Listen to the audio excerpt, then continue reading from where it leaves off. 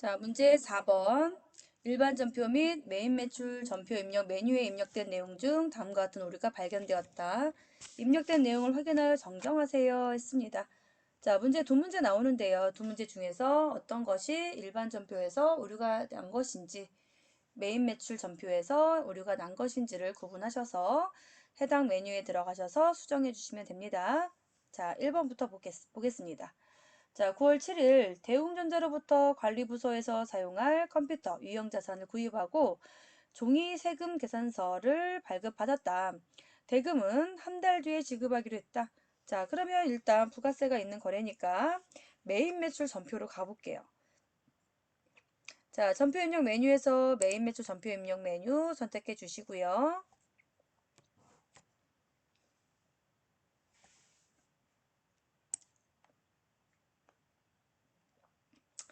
가셔서 9월 7일 전표를 확인해 보겠습니다. 9월 7일 봤더니 자, 컴퓨터 구입한 거래가 있습니다. 그런데 종이로 세금 계산서를 받았다 그랬는데 전자가 표시가 되어 있어요. 자, 전자가 표시가 되어 있어요. 자, 일단 전자 여로 되어 있는 걸 0으로 바꿔주시고요. 그리고 사용할 컴퓨터라고 했는데 소모품 B로 되어 있는 거 잘못했지요. 대금 한 달 뒤에 지급하기로 한 건 미지급금 맞습니다. 그런데 소모품 B가 아니라 유형 자산을 구입한 거니까 비품이라고 해야 되겠죠? 212번 비품으로 수정해 주시면 되겠습니다. 다음 9월 15일 보통예금 입금액 1025만 3,800원을 주식회사 웅이의 외상매출금 회수로 처리하였으나 이는 대한은행 정기예금이 만기되어 보통예금으로 정산하여 입금한 것으로 확인되었다. 정기예금 정산 내역은 원금 1,000만원, 이자 수익 30만원, 그리고 이자 수익에 대한 원천징수세액, 선납세금이 있었다. 자, 그럼 이거는 일반 전표 메뉴에서 오류가 난 것 같으니까 전표 입력 메뉴에서 일반 전표 입력 메뉴 선택해 주시고요. 9월 15일 날짜 바꿔줄게요. 9월 15일 열고 들어가셔서 보니까 자, 외상매출금 보통예금으로 받은 거래로 처리를 해놨네요. 자, 보통예금으로 입금된 건 맞습니다. 자, 그런데 대변의 외상매출금이 아니라 정기예금 만기돼서 정산돼서 들어온 거니까 정기예금으로 바꿔주셔야 되겠죠? 정기예금. 거래처는 대한은행. 금액은 1,000만원이고요.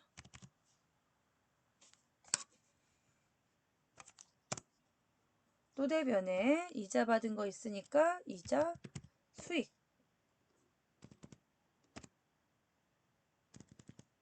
30만원. 그리고 나머지만큼은 차변에 선납세금 하시면 되겠죠. 선납 엔터. 선납세금 찾아서 46,200원 하시면 되겠습니다. 됐지요? 자, 다음은 결산정리 사항입니다. 문제 5번 결산정리 사항은 다음과 같다. 해당 메뉴에 입력하세요. 자, 먼저 대퇴제간법 골라내야 되겠죠. 대퇴제간법. 자, 이거는 자동분계니까 어떤 것이 대퇴제간법이고 자동분계인지 먼저 봐야 되겠죠. 자, 10월 1일 보통예금에 입금된 900만원은 6개월간 다음 연도 3월 31일까지네요. 임대료이다. 장부를 조회하세요. 장부를 조회해서 월할 계산하래요. 자, 만약에 회사가 자, 임대료로 처리했었다면 요 10월 1일 날 임대료로 처리했었다면 3개월 분을 자, 만약에 요거 선수 수익으로 처리했었다면 처리하는 방법은 두 가지죠.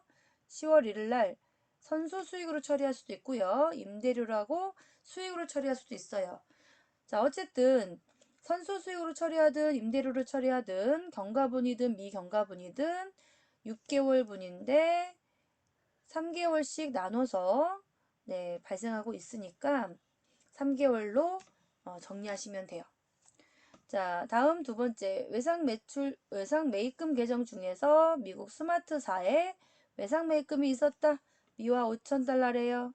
자, 이렇게 화폐성 외화 부채나 외화 자산이 재무상태표에 있으면 요거 환율 평가 해야 되겠죠. 자, 결산일 현재 적용 환율은 달러당 1,100원이래요. 자, 그럼 발생했을 때는 달러당 1,000원이었겠죠. 500만 원이 5,000달러니까 공 3개 지우면 이렇게 그래서 나누면 1,000원이었겠죠. 그런데 달러당 100원씩 늘어났어요. 5,000달러에 달러당 100원씩 늘어났으니까 곱하시면 50만 원만큼 외상 매입금이 증가됐으니까 외화 환산 손실 하시면 되겠죠. 자, 세 번째, 퇴직급여 충당부채를 설정하고 있다. 그랬네요. 자, 그러면 기준 금액은 요만큼인데 기준에 감소한 거 있으니까 요거를 뺀 나머지가 잔액이 되겠죠. 잔액. 그러면 퇴직급여 추계액에서 요 잔액만큼을 차감하면 단기 설정액이 되겠죠. 자, 여기에서 잔액을 빼면 단기 설정액이 되겠습니다. 자, 그러면 이제 프로그램에다가 입력을 해볼게요.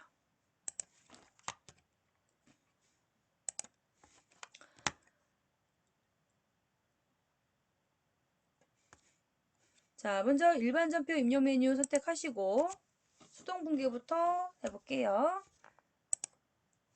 자, 일반 전표 12월 31일 선택하시고 그런데 10월 달에 보통 예금 입금된 요 임대료 한번 확인해 봐야 되겠죠.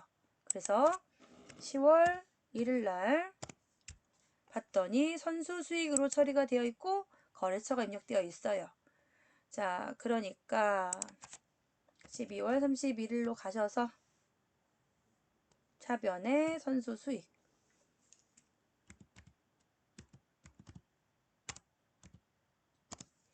선수 수익 900만 원이 6개월 치니까 한 달에 150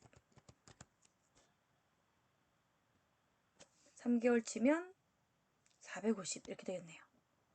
그래서 선수 수익 차변에 450만 원을 감소시켜 주시고요.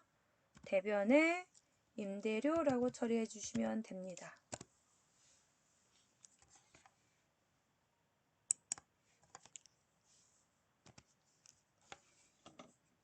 자, 근데 선수 수익의 거래처를 한 번 더 확인해 봐야 되겠죠.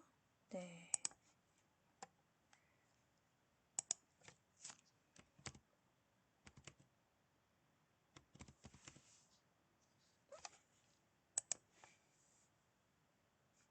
산드로 상사였어요. 그래서 선수 수익에다가 산드로 상사 거래처를 반드시 입력해 주셔야 되고요. 자, 두 번째 50만 원만큼 외상 매입금이 증가됐으니까 대변에 외상 매입금 251번 외상 매입금 스마트 미국의 스마트사 50만 원 증가시켜 주고요. 부채가 늘어났으니까 차변에 외화 환산 손실 하시면 되겠습니다. 50만 원. 그리고 문제 3번은 자동 공개니까 일반 전표 닫으시고요.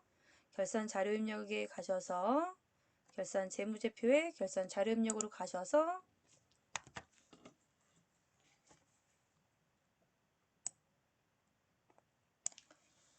결산 일자 1월부터 12월 달 선택해 주시고 상단에 퇴직 충당 기능키를 이용하셔서 처리하시면 되겠습니다. 자, 500번대 퇴직급여 기초가 6,000 단기 감소가 1800. 그래서 제시되어 있는 자료가 이미 이렇게 프로그램에 반영되어 있는 상태를 확인할 수가 있습니다. 자, 이렇게 제시되어 있는 자료와 프로그램에 등록되어 있는 자료가 동일하면 퇴직급여 추계액란에다가 퇴직급여 추계액만 입력해 주시면 돼요. 자, 제조의 퇴직급여는 6,200이니까 6,200 입력해 주시고, 관리 부문의 퇴직급여는 5,900이죠. 5,900을 입력해 주시고, 그러면 단기 설정 퇴직급여 충당부채는 각각 2,000에 1,900 이렇게 됩니다. 결산 반영해 주시면 되겠고요. 자, 그래서 제조 부분의 퇴직급여는 500번대 퇴직급여, 여기 퇴직급여 1,200이죠. 2천만 원 여기 반영됐고요. 좀 내려가셔서 보시면 판매비와 관리비 쪽에 퇴직급여 800번대 퇴직급여 1,900만 원 반영되어 있습니다. 이렇게 반영하셔서 전표 추가하시면 됩니다. 됐죠? 자, 다음 문제 6번입니다. 자, 다음 사항 조회하여 답안을 이론 문제 답안 작성 메뉴에 입력하세요. 자, 조회 문제죠?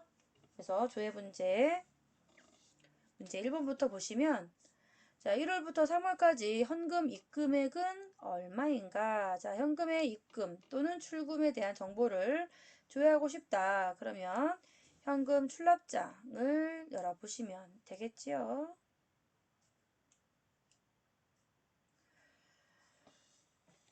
자, 그러면 장부관리 메뉴에서 현금 출납장 볼게요. 현금 출납장 열어주시고,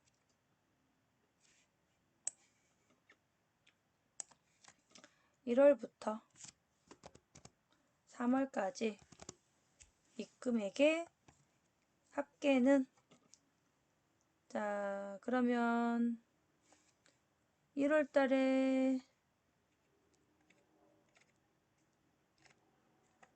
합계는 이만큼, 2월 달은, 자, 2월 달은 이만큼. 그래서 누계가 8,233만 6천원인데 앞에 요 전기 2월 금액은 빼주시는 거예요. 자, 그러면 계산기를 이용하셔서 붙여넣기 해주시고요. 빼기 38만 원 해주시면 되겠습니다. 자, 그러면 합계 금액은 8,195만 6천원이 되겠죠. 이렇게 찾으시면 되겠고요. 자, 다음 5월 8일 복리후생비 금액은 얼마인가? 자, 그러면 얘는 일개표, 월개표, 1월개표에서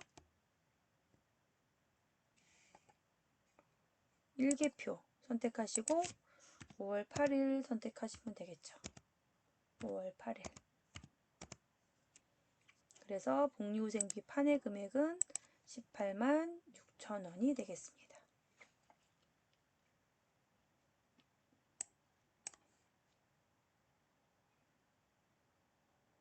자, 다음 네 번째 문제. 4월부터 6월의 영세율 과세표준 얼마인가? 자, 부가세랑 관련된 걸 물어보고 있으니까 부가세 탭 메뉴로 가셔서 부가세 신고서 열어주시고요. 자, 1기 확정 신고기간인 4월부터 6월달, 1기 확정 신고기간인 4월부터 6월달 선택하시고 영세율 과세표준이라고 했으니까 여기 영세라고 되어 있는 이 부분 있죠? 네, 이 부분에 있는 과표 5번 칸에 있는 합계금액, 6번 칸에 있는 합계금액을 합쳐서 답을 하시면 됩니다. 자, 그래서 3,550만원 이렇게 되겠죠? 자, 이렇게 해서 전산회계 1급 특별일자 문제풀이를 마치겠습니다.